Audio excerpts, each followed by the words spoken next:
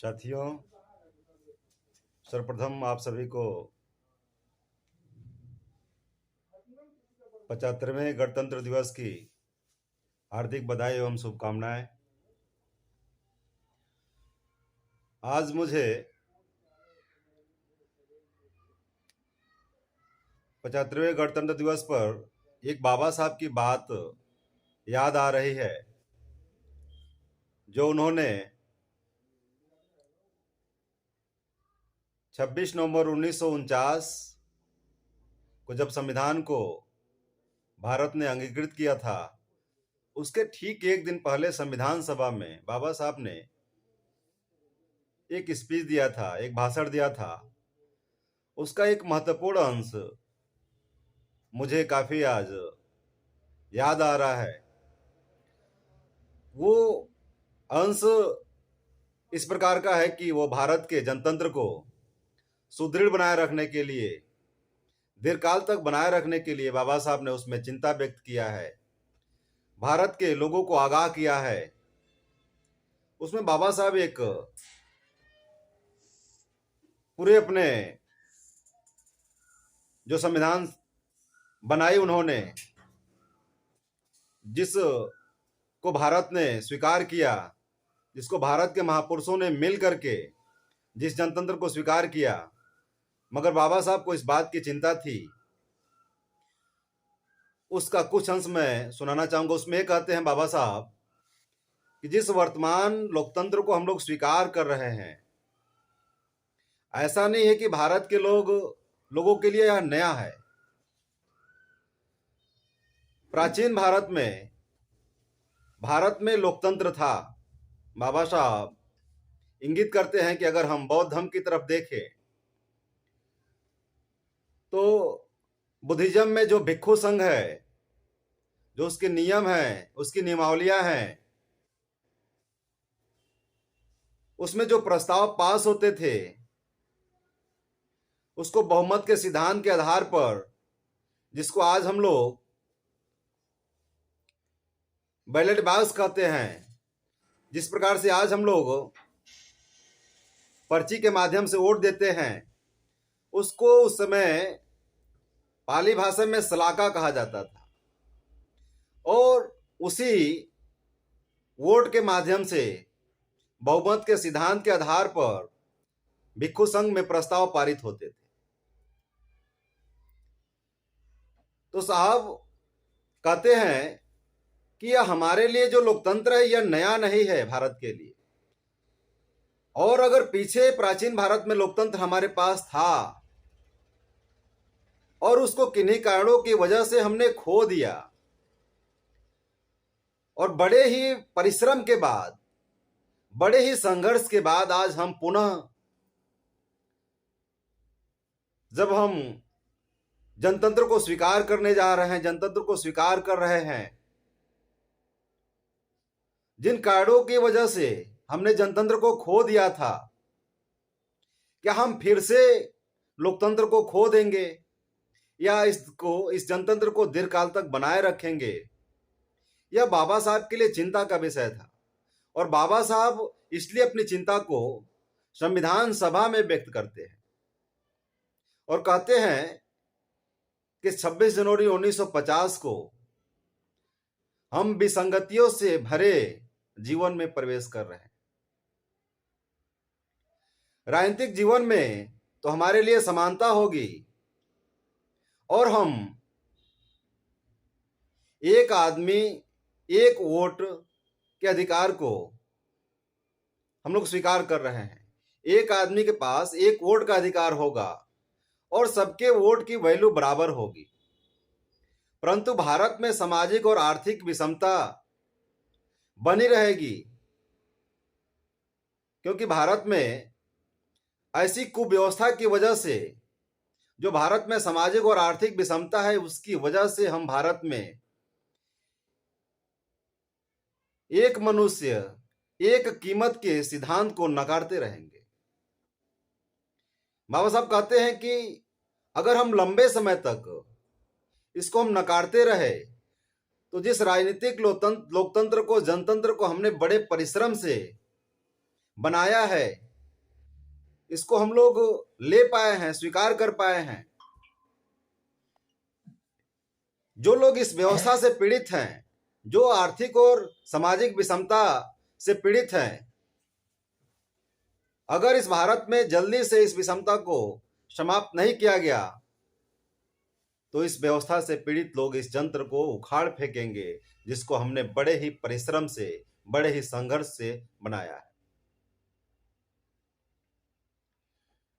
साथियों, ये जो भाषण का उनके जो अंश है, इसमें बहुत ही बड़ा रहस्य छुपा हुआ है, जिसको माननीय कांशीराम साहब ने जब DS4 बनाया तो उसके 2 साल बाद 6 दिसंबर 1983 में कश्मीर के कन्याकुमारी से इस सामाजिक और आर्थिक विषमता को समाप्त करने के लिए एक यात्रा, एक आंदोलन उन्होंने शुरू किया। और उन्होंने कहा कि हम कुछ ही महीनों में, कुछ ही सालों में हम इस आंदोलन को पूरे देश में लेके जाएंगे। उसमें मानो कांशीराम साहब कहते हैं कि बाबा साहब ने शायद इस सामाजिक और आर्थिक विषमता को समाप्त करने के लिए वो जो शासक वर्ग है उससे अपेक्षा करते हैं और कहते हैं कि ये समाप्त कर देंगे। लेकिन माननीय कांशीराम साहब उस समय 33 वर्ष हो रहे थे संविधान को लागू हुए।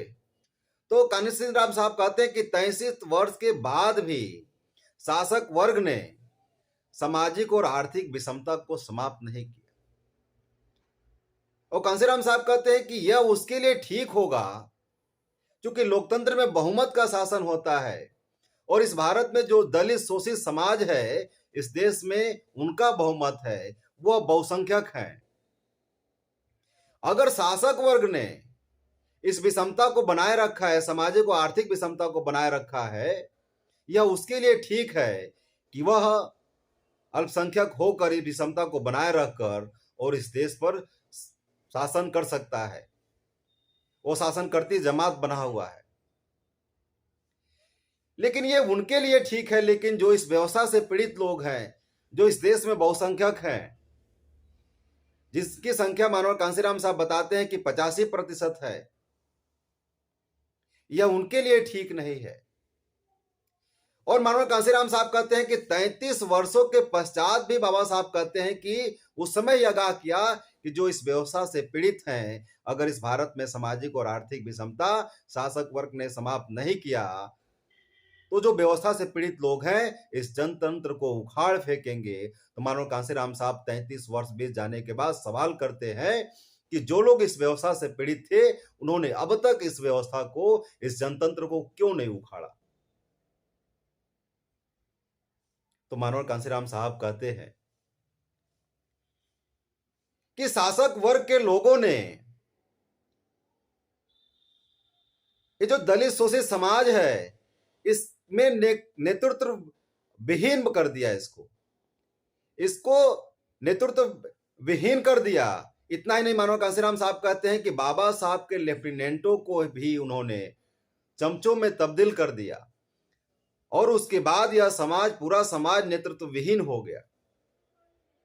इसलिए जिनसे अपेक्षा की थी बाबा साहब ने कि जो व्यवस्था से पीड़ित लोग हैं इस जनतंत्र को उखाड़ फेंकेंगे, तो माननीय कांशीराम साहब कहते हैं 33 वर्ष के बाद भी जो व्यवस्था से पीड़ित लोग थे, वो लोग, उनके नेतृत्व चमचों में तब्दील होने की वजह से अभी तक इसको उखाड़ फेंकने में कामयाब नहीं रहे। तो माननीय कांशीराम साहब कहते हैं इसका मतलब ये है कि या तो हमने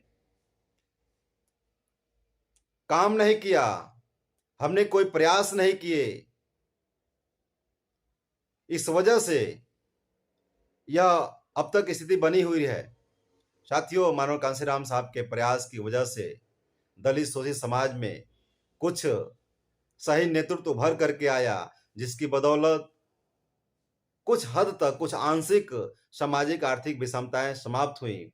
लेकिन फिर से दुश्मनों ने समीक्षा किया और उसमें फिर से नए तरीके से उसके ऊपर आक्रमण किया और पूरे तरीके से ऐसा उसने काम किया, मानो कांसीराम साहब के सिस्टम को पूरा समझा, उसकी समीक्षा किया, उसको नए सिरे से ढाने के लिए। चूंकि आज मानो कांसीराम साहब को गए 1.5 दशक हो गए, मानो कांसीराम साहब के ना रहने के बाद पूरे दलित शोषित समाज पर फिर से उसने अपना चंगुल स्थापित कर लिया, उसको अपने चंगुल में कर लिया। फिर से हम लोग को ऐसा लगता है कि पूरे भारत में जो दलित शोषित समाज का नेतृत्व था, वह विकल्पहीनता उसमें पैदा हो गई। मानो कांसीराम साहब के बाद फिर से जिस बात को कहते हैं मानो कांसीराम साहब अपने समय में कि हमने सफल प्रयास नहीं किया या हमने प्रयास ही नहीं किया, मुझे लगता है कि 1.5 दशक बाद फिर से किसी ने सफल प्रयास नहीं किया या हम लोगों ने बिल्कुल प्रयास नहीं किया।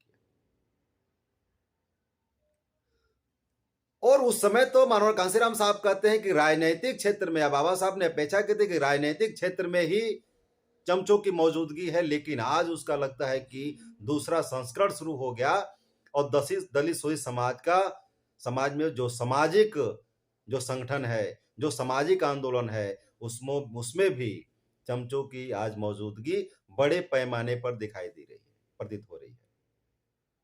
वास्तव में आज लड़ाई काफी कठिन है और ये पूरा समाज निराशा के दौर से जा रहा है। क्योंकि आज भी हम शासक वर्ग से अपेक्षा नहीं कर सकते, क्योंकि मानव कांसीराम साहब ने उसी समय 33 वर्ष के बाद ही उन्होंने कह दिया था कि शासक वर्ग से अपेक्षा करना बेमानी है, क्योंकि उसमें उसकी भलाई है। अगर अल्पसंख्यक इस देश में बहुसंख्यकों पर राज करना चाहता है तो इस देश में सामाजिक और आर्थिक विषमता को बनाए रहना उस शासक वर्ग के लिए लाभदायक होगा। तो उससे अपेक्षा करना बेकार है। आज जो दलित शोषित समाज है उसको अपने कंधों पर ये जो आंदोलन है, ये जो आंदोलन का भार है, इसको उठाना होगा।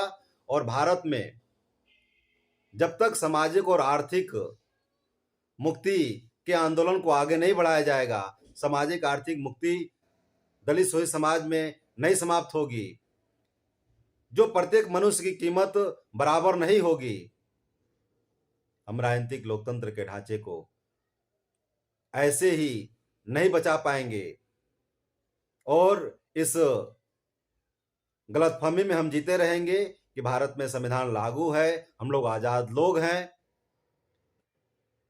और परिष्कृत गुलामी का जीवन हम लोग जीते रहेंगे। तो साथियों, मैं समझता हूं कि आज 75 वर्ष के बाद फिर से समीक्षा करने की आज आवश्यकता है। भारत के 75वें गणतंत्र दिवस के अवसर पर कि हम लोग इस आंदोलन को कैसे आगे बढ़ाएंगे, जो भारत में सामाजिक आर्थिक विषमता है इसको कैसे समाप्त करेंगे, भारत के जनतंत्र को कैसे बचाएंगे। क्योंकि बाबा साहब ने जब इस पर चिंता व्यक्त की 25 नवंबर 1949 को कि हमने एक बार लोकतंत्र को इस देश में खो दिया है, फिर से बड़े परिश्रम से हमने इसको स्वीकार किया है और फिर से हम लोग अगर इसको नहीं बचाए, दलित शोषित समाज के लोग अगर इस आंदोलन में आगे नहीं आए तो फिर से हम लोग इसको खो देंगे और फिर से पूरा भारत उसी गुलामी के दौर में चला जाएगा जो 26 जनवरी 1950 के पहले, 26 नवंबर 1949 के पहले जिस स्थिति में यह भारत था। तो साथियों, इस आंदोलन को फिर से शुरू करना होगा। आप लोग ऐसा करेंगे, इस अपील के साथ पुनः 75वें गणतंत्र दिवस पर आप सभी लोगों को हार्दिक बधाई एवं शुभकामनाएं। जय भीम, जय भारत।